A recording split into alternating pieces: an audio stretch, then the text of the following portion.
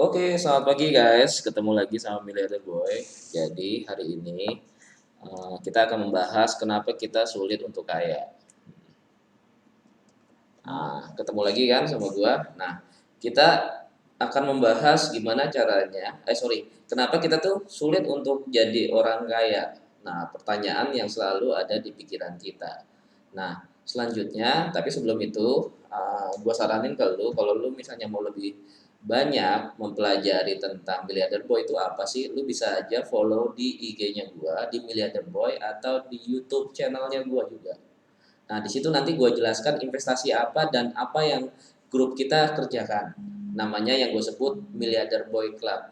Nah, oke, kita langsung aja sebelum kita masuk ke tahap sesi apa namanya, kalau gue bilang ya sharing lah ya, kalau gue bilang sharing. Nah, kenapa tuh kita itu sulit untuk kaya? Karena satu hal guys, karena kita tidak yakin kalau kita bisa jadi kaya. Nah, contohnya ada beberapa hal yang akan gue bahas setelah ini. Nah, kenapa gue tulis di sini adalah I am rich. Jadi aku ini orang kaya. Jadi miliarder boy bisnis. Tapi gue ini mengklaim kalau gue ini sebenarnya orang kaya. Nah, kenapa gue bisa bilang seperti itu dengan sangat yakin? Walaupun sebenarnya mungkin di masa lalu gue nggak punya apa-apa. Nah, ini gue akan bagikan lu cara berpikirnya gue yang 10 tahun lalu hingga saat ini aku bisa meraih kesuksesan. Nah, kemarin gue ada apa namanya lihat video itu tentang Cristiano Ronaldo. Jadi lu bisa lihat di Instagramnya gue. Itu Cristiano Ronaldo itu ada Cristiano Ronaldo, siapa Anderson sama siapa ya lupa ya, pokoknya ada 3 orang. Nah, ada reporter itu tanya sama mereka, nah siapa sih pemain terbaik di dunia sekarang? Nah, ditanya sama reporternya seperti itu. Nah, dengan tegas Cristiano Ronaldo apa namanya, ada yang satunya ngomong pertama ya Maradona, dia teman baikku, dia apa namanya, dia pemain nomor 1 di dunia terbaik. Nah, ketika Cristiano Ronaldo ditanya siapa pemain terbaik dunia, Cristiano Ronaldo menjawab me, dan serentak semua orang yang ada di situ menertawakan mereka. Nah, dari kisah ini apa yang bisa kita ambil, guys? Dan lu lihat sekarang Cristiano Ronaldo itu kalau gue bisa bilang itu nomor terbaik di nomor 1 guys sekarang. Mungkin antara Messi dan Cristiano Ronaldo lah ya. Nah, berarti yang dilakukan sama Cristiano Ronaldo itu dia berpikir dialah pemain yang terbaik, bahkan dia mengklaim di depan orang-orang banyak itu kalau dia pemain dunia, dia nomor 1. Dan mungkin yang pertama-tama yang orang lihat dan tertawakan. Itu sama seperti 10 tahun yang lalu ketika gue juga berpikir hampir sama. Jadi semua orang kaya itu pikirannya tuh semuanya sama guys. Jadi kalau mau jadi kaya lu harus berpikir seperti orang kaya. Nah, 10 tahun yang lalu gue juga bilang gitu. Ketika gue gak punya apa-apa, gue juga bilang gue akan jadi orang kaya. Gue akan punya mobil, gue akan punya rumah, dan gue punya semuanya yang gue inginin. Tapi gue harus berani di depan orang untuk mengklaim itu semua, walaupun sebenarnya mungkin belum ada saat itu. Oke, jadi itu apa namanya pembukaan dari gue. Jadi sebelum gue masuk, gue akan buka seperti itu dulu. Nah, selanjutnya kita akan masuk ke materinya. Sebentar ya guys. Oke. Nah, ini materinya kita. Uh, I am Rich Milliarder Boy Business, ya kan? Kenapa kita sulit untuk kaya, guys? Ya kan? Kenapa kita sulit untuk kaya di sini? Kenapa gue bilang di sininya tuh ada I am rich? Jadi gue selalu mengklaim kalau gue nih orang kaya gitu.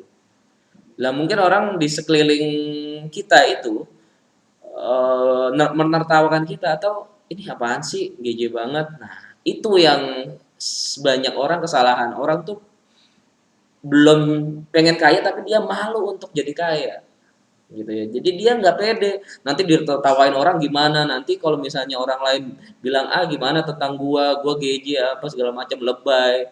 Lu berarti lu terlalu fokus sama mikirin, lu terlalu fokus sama apa yang orang bilang atau orang yang klaim tentang lu. Jadi gue saranin kalau misalnya ada orang yang menertawakan lu, ya lu harus buktiin dong. Seperti Cristiano Ronaldo yang membuktikan kalau dia bisa menjadi pemain dunia. Oke, kita lanjut ya. Nah, ini yang biasanya gue udah pelajarin semuanya cara berpikir orang kaya, dan ini yang gue pikirkan selama ini guys. Jadi 5 tahun 10 tahun terakhir ini yang gue pikirkan. Pertama adalah berani berkata kaya, ya. Jadi berani berkata kaya. Maksudnya adalah kenapa harus berani berkata kaya? Gue jelasin ya. Gimana lo mau jadi orang kaya kalau misalnya lu aja ngomong aja nggak berani? I am rich, aku orang kaya, aku orang kaya. Nah, lu belum jadi seseorang aja, lu ngomong aja takut di dalam diri lu loh. Ini belum ngomong di depan orang lain. Ketika gue berpikir gue akan jadi kaya, gue akan jadi kaya. Jadi setiap bangun pagi, gitu ya, setiap bangun pagi yang gue katain adalah, yang gue perkatakan adalah, aku orang kaya, aku orang sukses, aku akan closing, aku akan sukses, aku dapat mendapatkan uang banyak, aku akan mudah closing, mudah dapat klien dan sebagainya. Jadi itu yang gue sebut sebagai afirmasi. Nah, itu gue dapetin dulu di pelatihan-pelatihan seperti pelatihan-pelatihan bisnis guys. Jadi gue dulu ikut pelatihan bisnis juga, sekolah bisnis. Nah, di situ diajarkan tentang bagaimana merubah mindset. Nah, di sini gue akan buka tuntas kepada lu semua, semuanya free, enak kan? Yang pertama adalah berani berkata kaya kepada diri lu. Lu kepengen apa? Lu berani ngomong di depan orang lain. Ya gak? Berani, misalnya lu pengen punya mobil, gua akan punya mobil, gua pengen punya mobil, atau gua pengen punya motor, atau gua pengen punya cewek, atau apapun yang lu pengen, lu tinggal sebutin aja guys. Seperti ini. Itu yang gua lakuin sih. Oke, yang kedua adalah pekerja keras. Nah, jadi, selain kita berkata kepada diri kita, beriman lah yang gue sebut ya kalau dalam bahasa agama ya, semua agama mengajarkan kita harus mempunyai iman. Berarti kita harus berkata dulu nih yang pertama. Yang kedua harus kita action. Gimana caranya untuk melakukan itu dengan bekerja sangat-sangat keras. Contoh misalnya Cristiano Ronaldo, ini kita ngomong Cristiano Ronaldo ya. Jadi Cristiano Ronaldo itu ketika di rumah itu latihan juga guys. Di rumah latihan, di lapangan latihan. Mungkin yang lain udah pada selesai, dia tetap tendangan bebas latihan. Pulang rumah dia latihan santai, kecil, fitness dan sebagainya. Setiap hari itu katanya temennya, misalnya waktu itu teman baiknya Cristiano Ronaldo itu ini ya si siapa nah Marcelo. Marcelo diajak ke rumahnya, bukannya diajak seneng-seneng main PS, malah diajak latihan. Crazy kan? Ya gue bilang gila gitu. Itu ya memang harus kayak gitu. Kalau bisa, lu ketika bekerja, ketika sampai rumah lu mikir kerjaan. Ketika bangun pagi gimana nih bisa dapat duit nih. Ketika di kerjaan nih mikir gimana. Setiap everyday itu mikir tentang kerja. Pekerja keras itu yang gue sebut. Nah, Cristiano Ronaldo itu kenapa bisa menjadi nomor 1 dunia? Karena dia sangat-sangat bekerja sangat keras, guys. Orang lain latihan sehari 2 kali, mungkin dia 3 sampai 4 kali. Jadi itu juga yang gue lakuin dulu ketika gue juga atlet. Makanya gue kenapa bisa tahu cara kerja berpikirnya Cristiano Ronaldo. Karena gue ketika dulu juga orang nggak juara juga. Tapi ketika gue berpikir setiap harus mikirin latihan. Jadi ketika gue latihan nih jam 7, gue jam 6 udah sampai lapangan. Tambahan dulu santai. Ketika itu baru mulai latihan. Setelah latihan jam 10 selesai, gue masih latihan dulu 1 jam tambahan lagi sampai jam 11. Nah sampai jam 11 itu gue makan-makan, jam 1 gue langsung lari siang guys. Lari siang sampai jam 2 istirahat, makan lagi, jam 4, jam 5 latihan lagi sampai jam 7. Jam 7 selesai latihan lagi. Itu gue lakuin selama 6 bulan sampai 1 tahun. Dan akhirnya ketika ada pertandingan berturut-turut gue juara. Jadi sebenarnya simple guys. Untuk sukses itu sebenarnya lu harus melakukan lebih banyak daripada orang lain. Nah, itu rahasianya. Yang pertama tadi kita ulangin, yang pertama berani berkata kaya, beriman berarti ya, bekerja keras. Nah, selanjutnya adalah bilang mimpimu pada dunia. Nah, Ini yang kebanyakan orang nih takut nih di sini nih. Kenapa gua harus bilang-bilang mimpimu pada dunia? Karena itu adalah tembok pembatas supaya lu nggak balik lagi. Jadi gua selalu akan bilang sama teman-teman gua akan punya perusahaan besar, gua bisnis gua nih yakin nih, misalnya gua kerja di properti atau gua kerja di mana gitu ya, kerja di properti. Gua akan mengklaim ini gua bisnis di sini, gua akan apa namanya? Gua akan membuat bisnis ini menjadi besar. Nah, gue akan beritakan itu kepada beberapa investor. Nah, pertanyaannya adalah gimana lu bisa mendapatkan investor dan investor percaya kepada lu kalau lu bisa sukses di bisnis itu, kalau lu sendiri aja nggak punya target jangka panjang. Jangan-jangan nih contoh nih, lu baru masuk sebulan, terus lu presentasi ke dia kelihatannya meyakinkan, tapi lu ragu tentang masa depannya perusahaan lu. Ya gimana orang mau invest, lu aja baru 1 minggu. Nah, kalau gue di properti itu udah kurang lebih sekitar 5 sampai 7 tahun. Jadi ketika gue presentasi ya, saya udah kerjain 5 sampai 7 tahun. Jadi ketika orang trust itu bukan sama bisnis lu, guys. Tapi seberapa lama lu bertahan di bisnis itu. Jadi yang gue bilang yang dibeli itu bukan bisnisnya tapi lu. Jadi orang yang bertanggung jawab apa tidak itu ditentukan dari bisnis yang dia lakuin, seberapa lama loyalitasnya dia. Itu yang dilakuin sama Alex Ferguson. Jadi Alex Ferguson itu dulu ketika di Manchester United itu dia hampir dipecat karena memang jarang jarang juara di 1 tahun 2 tahun pertama. Tapi Alex Ferguson membuktikan akhirnya sukses dia. Dan lebih hebatnya lagi gitu ya, ketika dia sudah mencapai puncak kesuksesan Alex Ferguson, itu banyak penawaran, guys. Banyak penawaran dari Real Madrid kalau nggak salah, gajinya cukup tinggi banget. Tapi yang dilakuin Alex Ferguson itu tetap stay. Kenapa gue bilang stay? Berarti loyalitas. Nah, dari loyalitas itu, kenapa dia dibuatin patung Alex Ferguson? Jadi sebuah penghargaan atas loyalitasnya dia. Nah, pertanyaan gue adalah, ketika kita berani berkata kaya dan bekerja keras, akhirnya kita menjadi orang sukses. Nah, pertanyaannya adalah, gimana caranya lu loyalitas sama bisnis yang lu udah mulai dari awal. Jangan sampai ketika lu udah mulai bisnis, itulah nih lu mulai lagi dari nol, lu bakalan capek. Lu bakalan capek, guys. Nah, kenapa gua harus bilang mimpi lu sama pada dunia? Nah, balik lagi. Gue selalu bilang ke teman-teman, misalnya gue akan hebat, gue akan sukses gitu ya. Pasti ada yang ngomong, ada beberapa orang yang ngomong negatif dan positif. Kalau misalnya negatif, ngomong doang lah, GJ, terus juga misalnya ini kayaknya terlalu sombong misalnya. Terus ada juga orang yang sangar hebat apa segala macam. Jadi ada tetap, walaupun lo siapapun diri lo Cristiano Ronaldo, Alex Ferguson, selalu ada orang yang negatif sama lu sama yang positif sama lu. Jadi menurut gua nggak usah dengerin kata mereka sih. Jadi ketika lu ngomong sama pada dunia, lu kan ketika mundur lu malu, guys. Nih misalnya contoh, gua besok mau beli mobil. Gitu ya, gua besok mau beli mobil. Berarti lu akan berpikir keras gimana caranya untuk membeli mobil. Tapi suatu saat gua akan beli mobil, tapi ketika lu udah bilang, misalnya ya udahlah gue nyerah deh. Lah akhirnya orang kan pasti lu malu, jangkrik, gue udah janji gue akan nunjukin kalau gue akan sukses atau gue pengen beli mobil. Tapi ketika gue nyerah berarti gimana nih? Nah, kayak gitu. Berarti gue nggak bisa dan nanti gue diece. Jadi gue akan lebih kayak gitu sekarang biar gue nggak malu. Nanti gue akan capai walaupun gimana caranya gue nggak boleh nyerah. Jadi setiap gue melangkah satu langkah, itu gue akan kasih belakang tuh dikasih pembatas, guys. Supaya apa? Supaya di dalam perang itu gue nggak bisa balik lagi ke belakang. Nah, seperti waktu itu Amerika melawan Jepang tahun 45-an lah ya, Perang Dunia Kedua. Tim Amerika itu mendaratkan kapalnya perang di pantai. Itu kenapa di perang di pantai? Kenapa nggak dari atas aja gitu? Karena untuk menunjukkan lu balik juga mati gitu.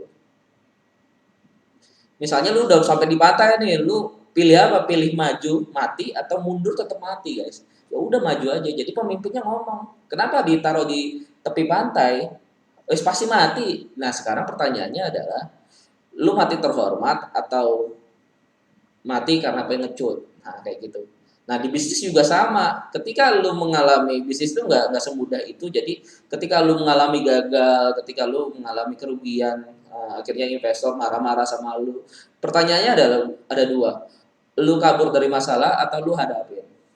Investor juga ngerti kok ketika lu fight juga. Gue juga fight nih kok. Ini saya fight. Gimana caranya biar duitnya balik lagi? Gimana caranya pasang badan? Jadi gentle gitu loh, jadi cowok. Jadi ada beberapa temen gua juga dulu, bahkan apa namanya, manajer gua juga dulu ditelepon takut, ditanyain ini, wah ngono. Jadi gua terus akhirnya ketika dia ngajakin gua join lagi gitu ya, ya lu aja kemarin takut, ngapain gua taruh nyawa gua ke lu kayak gitu. Itu yang yang apa namanya, kenapa juga gua dipercaya sama beberapa investor itu, walaupun tidak sesuai dengan prediksi, itu tetap gua fight dan tanggung jawab. Dan akhirnya apa, gue juga pasti selalu nempatin janji gue loh, pasti laku lagi, terjual walaupun kita belajar sedikit, pasti tetap jadi duit lagi, bahkan profit. Dan yang terjadi apa, dia main lagi guys, besoknya dia main lagi, mana no listingannya lagi, gue ikut lagi deh. Nah, itu yang gue sebut, itu namanya omongan lu bisa dipegang. Nah, kayak gitu guys. Oke, selanjutnya itu yang pertama tadi kita berani berkata kaya, yang kedua pekerja keras, ya kan. Yang ketiga bilang mimpimu pada dunia. Nah, yang keempat nih 10 kali jatuh, 11 kali bangkit. Kata-kata ini ada ketika gua jadi masih pemain badminton. Jadi di situ ada pelatih yang ngomong, jadi ketika lu gagal 10 kali di pertandingan, lu berarti harus bertanding 11 kali. Jadi ketika lu kalah 10 kali, lu harus jatuh, lu harus bangkit 11 kali. Jadi rumusnya gitu aja guys. Lu jatuh nih, berarti harus bangkit lebih satu aja. Itu yang dilakuin. Jadi ketika gua kalah sama A, bangkit lagi, latihan lagi, kalah, bangkit lagi. Hal itu yang membuat gua di dalam bisnis, ketika gua presentasi, jadi presentasi mungkin udah ratusan ya, gua udah ratusan kali keliling ke sana ke sini, presentasi ditolak, diketawain, diremehin, terus misalnya ketika presentasi di PHP-in atau apapun juga lah. Tapi apa namanya? Ya udah gitu loh. Besok presentasi lagi, cari orang lagi, yang mana nih. Nah, dari situ ketika gue dapat satu, cukup kali dapat satu closing, itu yang lain pada ikut kok. Lu tunjukin, makanya gua kasih tahu. Tapi bedakan, jangan pernah apa namanya, jangan pernah kehilangan integritas. Dalam arti ya lu harus profesional nih nawarin, jangan pernah lu harus mengemis-ngemis juga, ayo dong invest di tempat kita, kasihan nih. Nah, jangan orang invest itu karena kasihan guys. Jadi lu harus tunjukin kepada diri lu, jangan jangan lu ketika presentasi menjual sesuatu itu orang beli karena kasihan. Kasihan nih Wisnu, nah, mendingan nggak usah transaksi.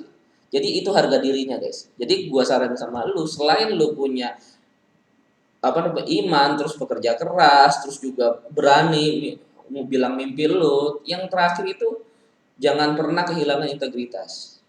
Jadi jangan pernah lu closing itu karena kasihan. Nah, kayak gitu.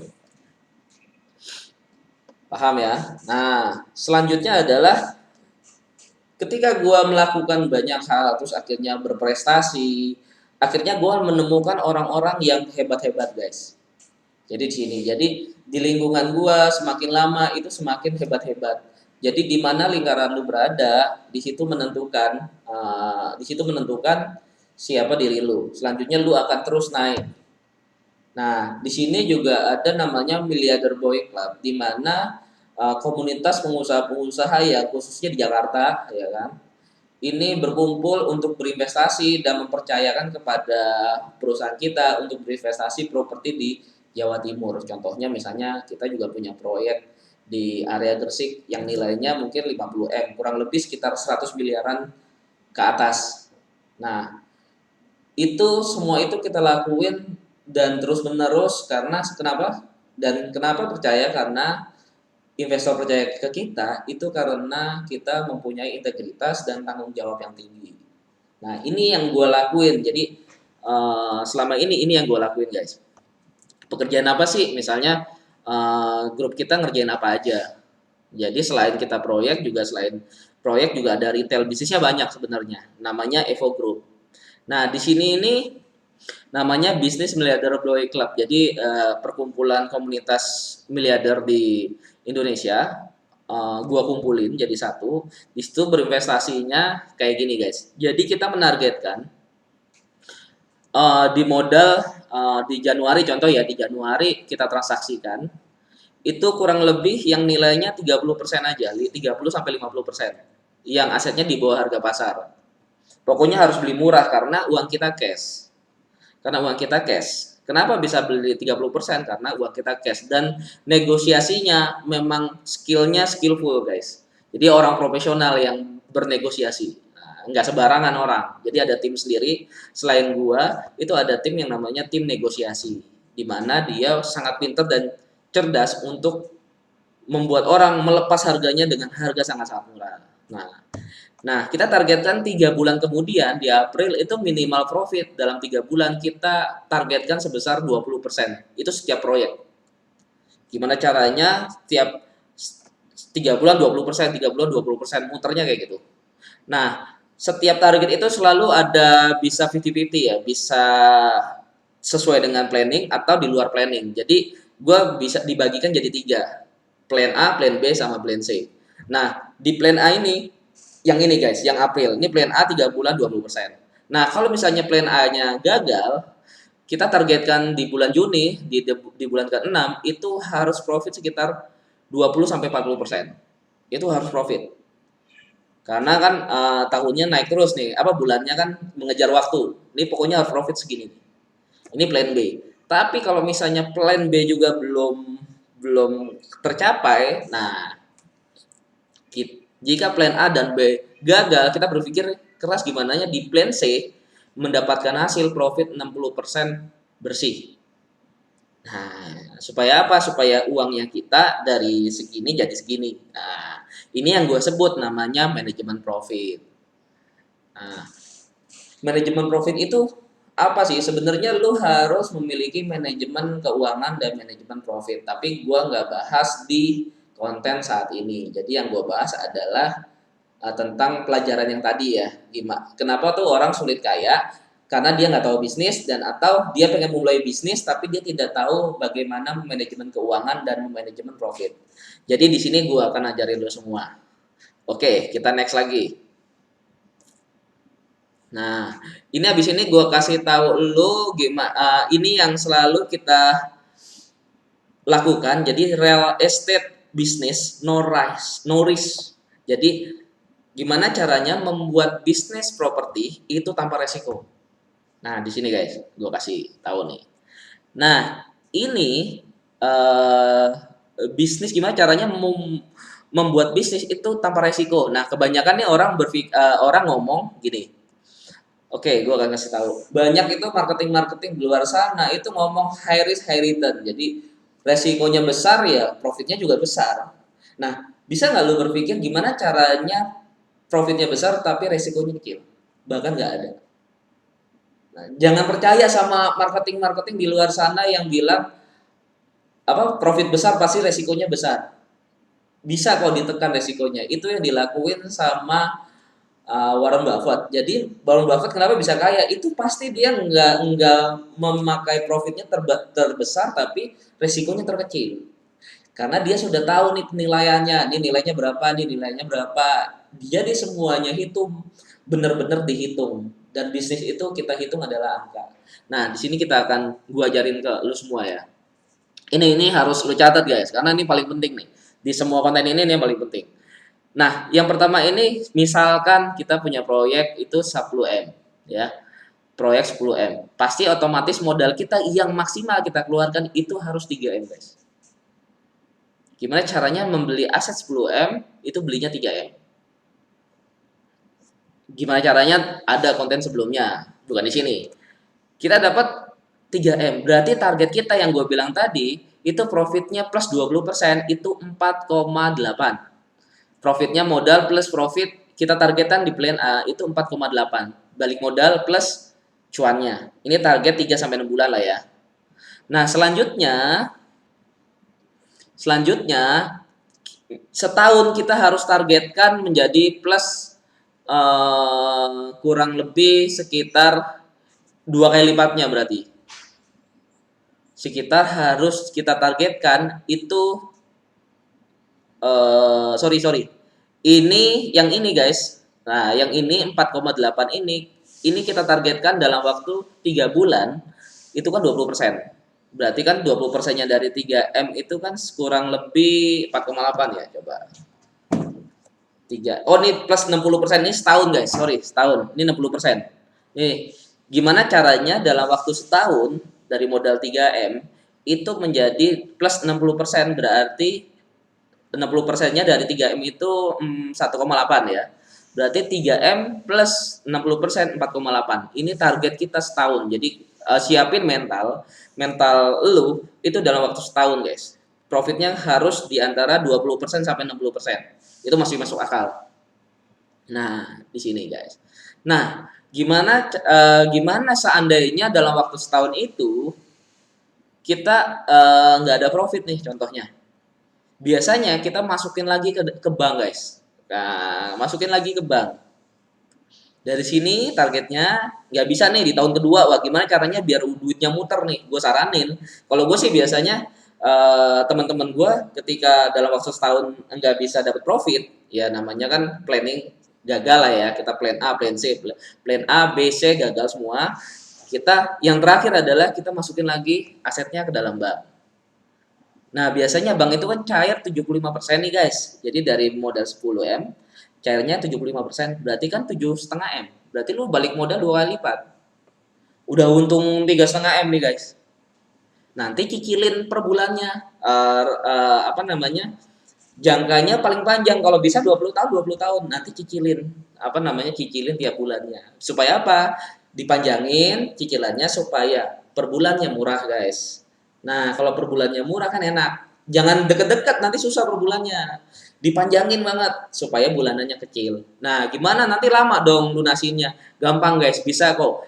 Kalau misalnya lu ada rezeki, misalnya ada closing nih, lu rezeki ada 200 juta, 300 juta, bahkan ada 1M, lu bayar aja pokoknya. Itu minta bisa kok. Jadi gue mau bayar pokok, jadi nanti berkurang nih nilainya. Nanti ada rezeki lagi bayar pokoknya. Gitu terus paling lu nanti 5 tahun, 3 tahun udah lunas semua. Kayak gitu guys. Itu rahasianya kita sih. Ini gua akan buka. Nah, selanjutnya ketika lu udah punya uang 7,5 M, terus aset lu pegang atas nama lu 10M plus 7,5M. Berarti nilai aset yang lu punya, sorry, nilai aset yang lu punya, itu 10 plus 7,5M. Berarti 17,5M. Padahal modalnya guys, modalnya berapa sih? Nah, modalnya 3M doang guys. Padahal modalnya 3M doang. Dalam waktu setahun, nilai aset lu jadi kurang lebih bisa 300, 400, 500%. Itu yang dilakuin sama orang kaya, cara berpikirnya orang kaya gitu. Kenapa lu lihat misalnya yang di televisi itu orang Indonesia tuh kaya-kaya banget, ya kayak gini mainannya guys. Nah, kalau misalnya lu bingung nih, kepala lu nih mau pecah nih, mau penuh nih, waduh gue bingung nih, lu langsung aja bisa langsung kontak gua, lu belajar aja deh. Nanti gua ajarin lu sampai bisa. Nah, cara belajarnya di mana sih? Nah, gua kasih tahu. Nah, ini linknya, ini di apa namanya, di Miliarder Boy, atau lu bisa langsung ke kantor kita di Miliarder Boy ini, Instagramnya kita, lu bisa DM. Nanti diatur janji temu sama adminnya kita. Nanti sama gua sendiri, nanti lu buat janji ketemu sama adminnya. Oke, gitu aja. Jadi gitu aja guys dari gua, semoga bermanfaat buat lu, dan thank you for watching apa udah thank you lu udah ngelihat video gua. Sorry kalau misalnya ada kata-kata yang salah dan juga tidak sempurna, mohon maaf karena gua bukan YouTuber. Jadi gua cuman ikhlas dan tulus ngajarin lu semua supaya lu berpikir menjadi I am rich. Oke, setuju kan? Ini jangan lupa follow ya guys.